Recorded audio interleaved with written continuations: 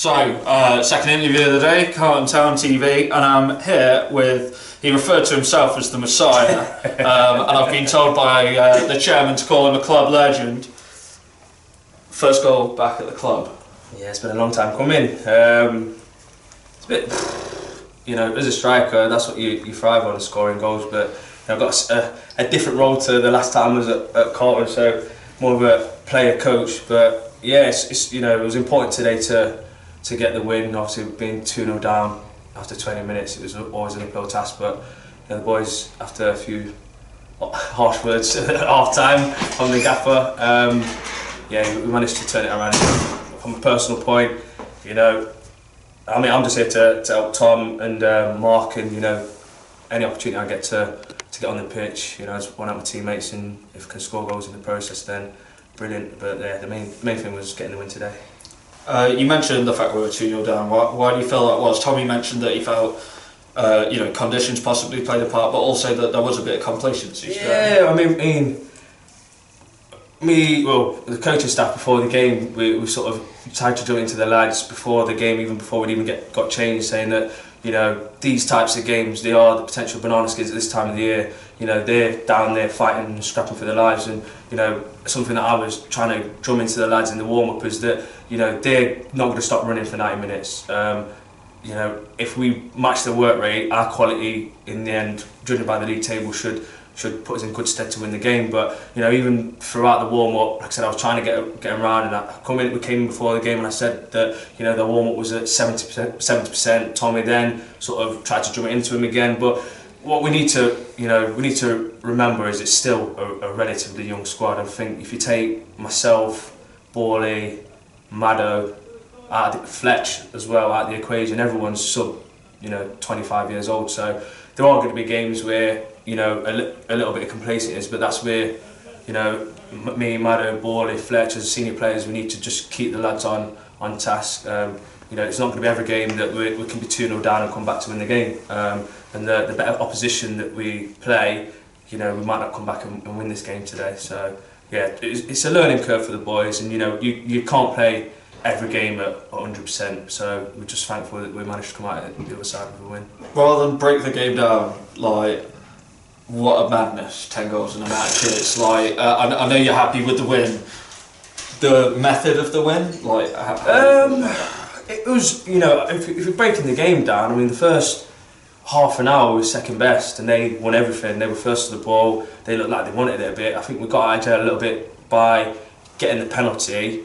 Went at 2-1, and I think getting when Aaron scored just before half time, it just changed the absolute dynamics of the game completely. We going at half time thinking we've got away with one, going in, drawing, and we're playing with the win second half. We score a goal within the first 5 minutes of the second half, go 4-2 up, and then again a little bit of complacency. They get a goal back, then we score another 2, and then it was my fault. I gave the ball away for their last goal. But I said to Tommy, we had an after joke, I said that's a Carlton Town result from probably 10 years ago when I was in. Tommy was notorious, I'd rather win a game 4-3 than 1-0. So, it's one of them freak games, we spoke before the game about us not particularly scoring a shed load of goals in the games. We've scored 6 goals in a game today, but then we conceded 4. So it was a bit of a weird atmosphere after the game. Obviously we was buzzing that we won the game, but we knew that there, conceding 4 goals at home isn't good enough, and like I said, we just got to put it down to a free game. Got the result we wanted to. I was still a youth when you were back at the club. He's not that old. By the way, I'm only 33, guys. That is Michael Gartland's words. But how nice is it to be back at the club, and talk to me about the difference in you now as a player / coach to the player you were back in the day? In terms of the difference, when I was at Carlton 10-11 years ago, as a player, I was pretty much on the shoulder. I think I could do 100 metres in 11 seconds, so my game was all about me getting in behind and causing havoc and scoring. If I didn't score 20 plus goals in a season, that was a disappointing season for myself. That's the sort of standards I set for myself. Now fast forward 10 years, obviously the pace is nowhere near as what it was 10 years ago, but I played at a decent level throughout my career. The last sort of 2-3 years I've been playing at step 6. and you know that's just because it's just local, and you know I fell out of love with the game a little bit. And to be fair to Mark and Tommy, you know at the start of the season I was player coach at Gresley, and that didn't quite work out. And I sort of out of the blue I contacted Tommy and Mark and just asked, you know, I said to him I'd rather ask the question and see if there's any capacity to have me in, even if that's a player or as a coach, just because I know what Tommy and well, I've not worked with Mark before, but I know what Tommy's squads are like, and I know that you know you're going to come in, you're going to enjoy it, but you're going to have to work hard. And you know it's no surprise wherever Tom's been that he's been successful, because he gets people to buy into his brand of football, and you know the lads come and enjoy it. And you know the big thing for me is I spoke to Borley probably September time, and when I spoke to him I could just tell by the way he was talking about football that he'd got his spark back and his love for the game. And you know I said to Tom, I had an honest conversation with him, I said, you know, if there's any capacity where I can come back to help out coaching or even playing, you know, because it's a long season and you're going to get injury suspensions, you know, I just want to be a part of it, because I could play at step 6 where it's easy, you know. I played a game for West Bridgford on Tuesday night just to get some minutes, and it was too easy for me, so I had to, you know, from a personal point of view, I wanted to get myself fitter, because obviously you need to be a lot fitter to play at this level than the lower leagues, and just get back to enjoying football. And you know, I can't thank Tom and Mark enough for allowing me to be back amongst it with Carlton. And it's a club that I've got, you know, an affiliation with. I mean, in the summer a couple of years ago when they had a club's legends day, you know, I was down with some old teammates a couple of years ago. So it's a club that I've got a lot of respect and love for. So you know, I'll be here as long as I'm allowed to, until they get rid of me, to be honest with you. So yeah, I'm buzzing to be back. And you know, the squad dynamics, you know, I was one of the younger lads back then, and now I'm a senior player. So you know, it's a happy medium, because I can still, because I'm still playing, I can still be amongst the lads. But then at the same time, I think I've got, you know, a fairly decent bit of respect from the lads when we're trying to tell them stuff, that they don't just have it in one ear and out the other. I like to think that they respect me enough to listen to what we've got to say. Well, Tommy has said in his interview that you've matured a bit since he last worked with you. You know, no judgment here at all. Last question, because I don't want to keep you, so we can have you pint after the game.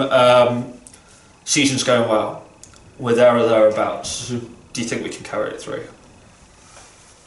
Yeah, I'll be bold and say, yeah, you know, other than Leek, where I think they were the only side I generally think that have outplayed us for 90 minutes.